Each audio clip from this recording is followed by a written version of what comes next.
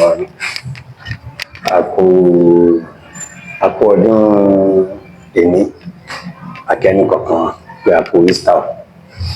Ní báyìí, mo bá yín mú motion wá. Question mẹ́rin ọ̀tọ̀ọ̀tọ̀ òní mo ní fún motion tí màá tease máa tú àmàṣà káfọ́ ìlú láwọn motion tí ó ṣe é ṣe kí ó jáde nínú exam both JAMB, WAEC and NECO physics. Ní ọmọ tí mo dé kí n fi tó wa létí. Bóyá ẹja àjọ máa pẹ̀lú pápápá kámúlò àpò solution. Wà á tẹ́tí kó gbọ́ bó o bá ṣe ń wò onítọ̀ náà máa ṣe ààrẹ. Follow mi, bá mi like ẹ, kó lè subscribe ní YouTube channel mi. Make sure kó wò dáadáa. You understand? Fẹ́ kó get it. You understand? No, yeah. A body start from rest. Tọ́mọ tó pé nǹkan kan start from rest, ìtumọ̀ rẹ̀ ni pé initial velocity rẹ̀ 0 ni. Nítorí àjókòó lẹ̀, you understand? Ìpìlẹ̀ pẹpẹ ló ti bẹ̀rẹ̀, you understand? Kò bẹ̀rẹ̀ látàárín. Start from rest, ìtọ́kọ̀kọ̀ gbọ́ wa ni pé initial velocity rẹ̀ u equals to 0. Move with uniform acceleration. Wọ́n ti fún ọ acceleration bẹ́ẹ̀ tó jẹ́ 6 meter per second square. Acceleration ni ti ń bẹ nínú eré tàǹsà ọ̀nà pẹ̀lú acceleration. Ní ti máa ń mọ̀ yẹn sáré acceleration ni. What distance does it cover in the third seconds?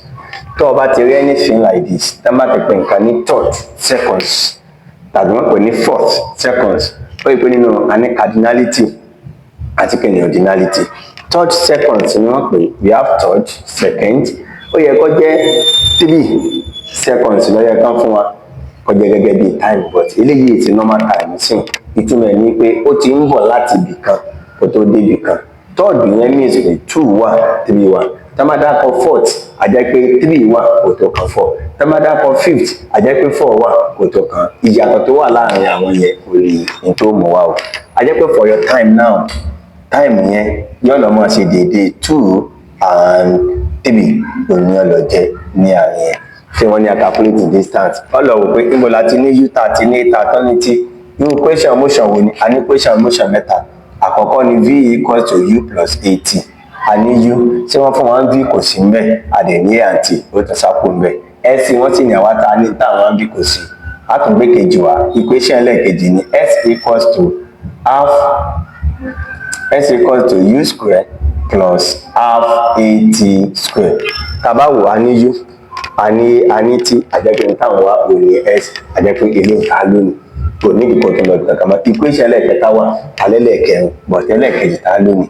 Wọ́n wá dábìí pé mo ti sọ fún wa pé start from rest simply mean that this equals to 0. Àjẹpẹ́ final equation ti máa lò ní s equals to half at square. Tabajẹ́pọ̀ ní s at the third seconds is going to be 1/2 multiplied by acceleration given to me is 6. Wọ́n wà lọ ṣí pákó yẹn ní bracket. Tó bá ti ṣe pákó yẹn, ṣọ́mọ̀ pé bọ́tọ́ fọ́ pé tí tó wà ń bì oníbejì ni. A jẹ́ pé yóò bẹ̀rẹ̀ láti orí 2 kó tó dé 3. Wọ́n wà lọ wá difference tó wà ń bẹ̀. Kí ni ó gbé lérí square ní -2 square. Third seconds yẹn. Ká ní fourth ní òun náà lọ jẹ́ 4 - 3. Ká ní fifth ní yóò jẹ́ 5 - 4. Tó yẹ pé third ní it is not in terms of cardinality but in terms of ordinality. This will be equals to 1/2 times 6 multiplied by 9 - 4. Àjẹpẹ́ lè máa fún ẹ lílé. Therefore, we have 3 multiplied by 5. Everything is 15 meter. Ọlọ́run yóò ràn wá lọ́wọ́. Ìyẹn parí tí bẹ́ẹ̀ ni. Whatever you have on this, tó o bá ti lè rí question kankan tó máa sọ pé bí ó ṣe máa lọ. O get it, bí ó ṣe máa lọ ní tiẹ̀ náà. Kí n bó rí ẹlẹ́ẹ̀kejì. A body travel from rest. Òdìpọ̀ náà from rest ló náà tó bọ́ sórí eléyìí náà. From rest yẹn sọ fún wa pé u equals to 0. And the accelerate uniformly to a speed of eléwà lọ ní speed which is v equals to 120 kilometer per hour. Ṣorí kilometer per hour kò lè gbé kilometer per second. Bó ló ti ṣe 120 times 1000 divided by 3600. Ló ti ṣe ohun tí ẹnu. A jẹ́ pé òdo méjì yóò gbọ́dọ̀ méjì àbí 12 yóò jẹ́ 10 níbí 12 yóò jẹ́ 3 níbí. Àbí bẹ́ẹ̀ kọ́ ni 12 times 3 is 36. Àbí bẹ́ẹ̀ kọ́ therefore ilé máa lọ jẹ́ 100 all over 3 yóò wà ní meter per second tí o ti gbé lọ ìpè náà bó ń ṣe jẹ́ ti ẹ̀ yẹn. Wọ́n wá tẹ̀síwájú to a speed of 120 km/h in 10 seconds a jẹ́ pé tí rẹ̀ is equal to 10 seconds. Kò dẹ̀ gbé lè lọ meter per second kò ti ṣú ọ̀fọ̀. What is the distance cover? Òtún náà oní v oní ilé olélè níbo ni tán sọ. Initial velocity rẹ̀ títí jẹ́ 0 and you are having something like this. Ìtumọ̀ eléyìí ni pé for you to get the distance here distance kan ló sọ fún wa pé 1 all over 2 into v into u plus v everything multiplied by what? T.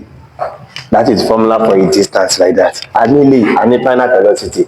Addition of initial and final velocity divided by 2 multiplied by time will give us what? The distance that we are looking for in terms of average speed.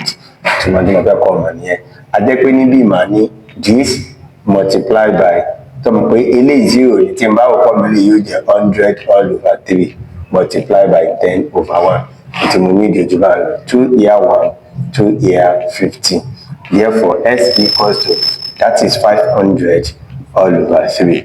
Then I get to give out how many 3 are there? 1 remainder 2 in 20 nǹkan 6 3 times 6 18 remainder 2 in this place nǹkan 6 point what?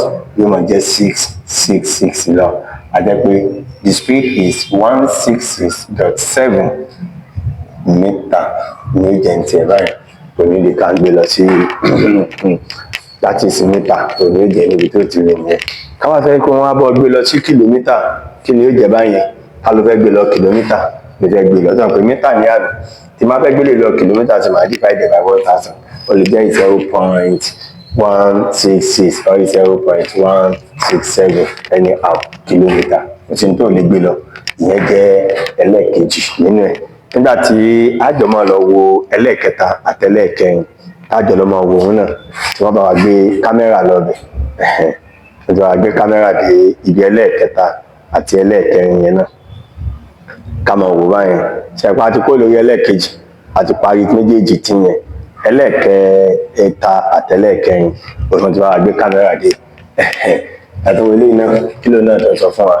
A motor vehicle is brought to rest from a speed of this in this. Calculate the retardation. Retardation ni wọ́n ní kan calculate ní. Tabadẹ̀ ni a máa wo retardation is equal to negative acceleration. Kọ́ba ti ìgboro. Retardation is equal to negative acceleration. A jẹ́ pé for every retardation tí ó bá ṣẹlẹ̀ nínú ẹ̀ ìyá lọ́mọ jẹ́ a lè ní u mo lè ní u equals to 80 comma condition kan ní s equals to 80 nígbà tí mo lè ní v equals to 2as and mo lè ní báyìí nígbà wípé tó bá ní kí n calculate retardation tó bá wà wò brought to rest wọ́n fún wa ní speed yẹn ó ti rí àbí wọ́n fún wa ní speed in 20 seconds retardation wọn ni a calculate a jẹ́ pé mo lè calculate ẹ̀mọ́ gbàgbé o retardation is opposite to what is the negative of acceleration a jẹ́ pé níbí mo lè ní a equals to u over t kí ni u mi that is speed tí wọ́n ti fún mi meter per second all over what 20 to be given me 5 here 3 5 here 4 tí mo lè ní 3 all over 4 kí ni ilé èrò meter per second square tó lè padà fún mi ní 0.75 meter per second square that is retardation for you. Nínú question rẹ tó máa fi minus sí oní minus ló mú o bọ̀tán bá ti fi minus sí nígbìsìn tá a fi ní tábà bí minus ní wípé minus yẹn ó dàbí the work done in that situation in that motion. We believe that what the work is done, that is retard for you. That is the opposite of acceleration. Acceleration is to move up, retardation is to move down. That month you may say, therefore, somebody can know answer only minus 0.75 there, only more. But mostly, I can sábà fi sí inú ẹ̀ ẹ̀jábọ̀ torí question ẹlẹ́kẹ̀ẹ́ wípé gbogbo ẹ̀ kéékèèké ni wọ́n ní tó lọ́pọ̀. If it takes an object 3 seconds, solution. If it take an object 3 seconds ajẹ́pọ̀lítí to fall free any moment tó bá gbé pé nǹkan fall free báyẹn a jẹ́ pé a equals to what? G. Kí ni a? Linear acceleration. Kí ni G? G is known as acceleration due to gravity to the ground from a certain height. What is the distance covered by the what? By the object. You are looking for the distance which is equal to height. Which is equal to height.